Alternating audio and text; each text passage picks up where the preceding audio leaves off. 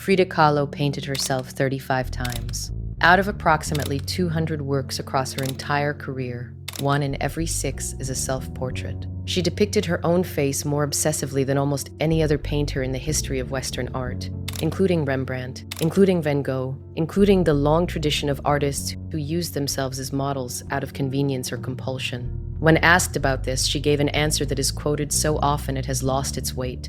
She said, "I paint myself because I am so often alone, and because I am the subject I know best." That answer is true and also incomplete. The full answer involves a bus, a metal handrail, a collision on the 17th of September, 1925, in Mexico City, and a woman who spent approximately 35 of the 47 years of her life in physical pain so constant and so structural that it shaped everything she made, everything she thought about, and everything she was capable of doing on any given day.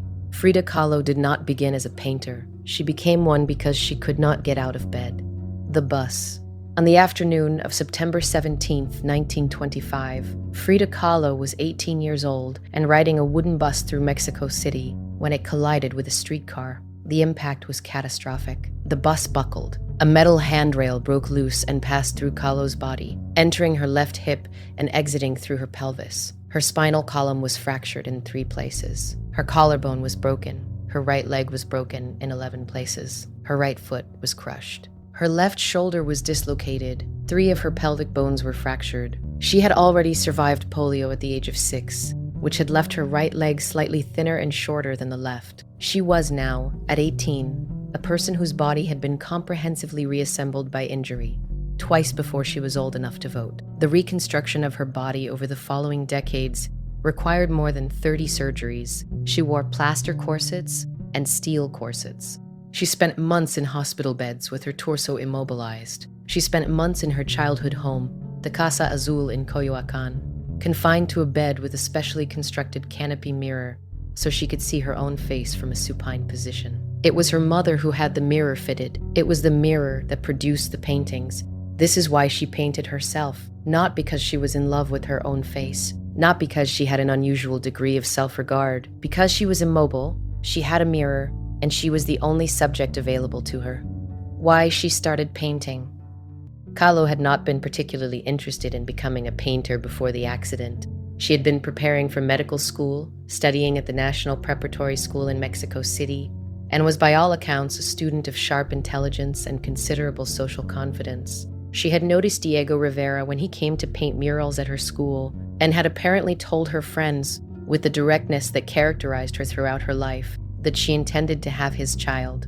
None of this was the biography of someone who had decided to become an artist. During her recovery, she asked her parents for paints and brushes. Her father, Wilhelm Kahlo, a German-born photographer who had immigrated to Mexico and taken the name Guillermo, was himself an artist of sorts, someone who understood what careful looking required, and he provided what she asked for.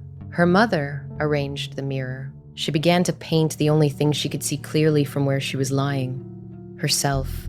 The self-portraits from this period are technically inexpert in some ways and already completely distinct in their emotional register from anything being made around her. They have a quality of sustained forensic attention that is not quite the same as any tradition she had been trained in, because she had not been trained in any tradition. She was looking at her own face with the same attention a person gives to something they are trying to understand, not to something they are trying to represent in a pleasing way. She never lost this. The 35 self-portraits across her career have that quality throughout. The face observed with a scientist's detachment and a patient's knowledge from the inside. What surrealism got wrong? In 1938, the French writer and theorist André Breton traveled to Mexico and met Kahlo. He was immediately taken with her work, which he described as a ribbon around a bomb, a phrase that has followed her ever since, and that she reportedly found more amusing than accurate. He arranged for her to exhibit in Paris and wrote about her as a surrealist, which brought her to the attention of European and American audiences in ways that a Mexican woman painter might not otherwise have reached. Kahlo spent the rest of her life politely and then less politely rejecting the label. She said in various ways across various interviews, "I never painted dreams. I painted my own reality. The distinction matters more than it might seem." Surrealism was a movement organized around the unconscious, around dreams, around the logic of free association, around the eruption of irrational imagery into waking life. Its imagery was meant to feel displaced, uncanny, impossible. The strangeness was the point. Kahlo's imagery is not strange in that way. It is medically specific. The exposed organs in her paintings are anatomically accurate. The spinal column she depicted in the broken column, a cracked classical pillar running through her torso, the whole structure held together by a medical corset while nails press into her skin, is not a surrealist metaphor. It is a description of what her spinal fusion surgery felt like from the inside. The tears on her face in that painting are not expressive exaggeration. She had nerve damage that produced involuntary tearing. She painted what was happening to her body with accuracy, using the vocabulary available to her. The imagery is strange only if you assume the body she was describing was a normal one. Her body was not a normal one, and the paintings are not dreams. They are medical records made by someone who had unusual access to the interior of the thing being recorded. The Two Fridas. In 1939, Diego Rivera and Frida Kahlo divorced each other. They had been married for 10 years, a marriage defined by mutual artistic admiration, mutual infidelity, enormous differences in power and public status, and an emotional interdependence that neither of them seems to have fully escaped. Rivera was 20 years older than Kahlo, already famous when she was still a student, and in many ways the dominant figure in Mexican art. He was also serially unfaithful, including with Kahlo's younger sister Cristina, which was the specific betrayal that preceded the divorce. Kahlo painted the Two Fridas in the months following the separation. It is the largest canvas she ever worked on, approximately 1.7 meters square, and it is the painting that most directly represents what the divorce cost her. Two figures sit side by side, both with Frida's face, both wearing dresses of different cultural origins. The figure on the left wears a white Victorian dress, European in style, associated with the world Rivera had left her for, the world of European culture and social prestige. The figure on the right wears a Tijuana dress, the traditional dress of the Tehuantepec region of Mexico that Kahlo wore throughout her adult life, as an act of political and cultural identification, and that Rivera had loved and encouraged. Each figure has an exposed heart. The hearts are connected by a single artery running between them. In the Tijuana figure on the right, the artery connects to a small portrait of Rivera as a child, held in her right hand, the Rivera Kahlo had loved, the one she was holding on to. In the European figure on the left, the artery has been cut. A surgical clamp at the end of the severed vessel drips blood onto the white dress. The left Frida is holding the scissors. She is bleeding out into her European dress. Her heart is open and damaged, and she is the one who made the cut. This is what the painting is about, not two aspects of Mexican identity, which is the reading that gets repeated in textbooks. Not a meditation on the duality of self, though it is that too. It is about the specific experience of cutting a circulatory connection you have had for a decade. The person who fed you and whom you fed, and watching yourself bleed from the wound while still being present enough to hold the scissors. The detail most people miss is the blood on the white dress. Kahlo did not stop the bleeding tidily. The cut Frida is making a mess of the European clothes she was never comfortable in. And the blood is spreading, and she is sitting perfectly upright doing it anyway. Diego. Rivera and Kahlo remarried the following year, in 1940. They were married until her death in 1954.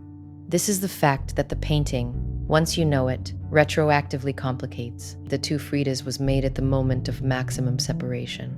The divorce, the severance, the paint while bleeding self-documentation, and then the people in it went back together. Not because the painting had been wrong about what the connection cost, but because the cost, apparently, was still worth paying. Kahlo and Rivera's relationship has attracted enormous interpretive energy over the decades. Most of it focused on her suffering and his repeated betrayals, with Rivera cast as villain and Kahlo as victim. Kahlo's own account was more ambivalent. She described him in her diary with a fervor that does not read as the account of a victim. She also described what he did to her with unflinching accuracy. She seems to have held both things as true simultaneously, which is perhaps the most honest position available when describing a relationship of that particular kind of intensity and damage. What she did with the ambivalence was put it on canvas. She did not resolve it, she documented it. The Two Fridas does not tell you what to think about Diego Rivera. It shows you two versions of Frida Kahlo, one bleeding, one intact, and leaves you to sit with the fact that both of them are her at the same moment, in the same chair.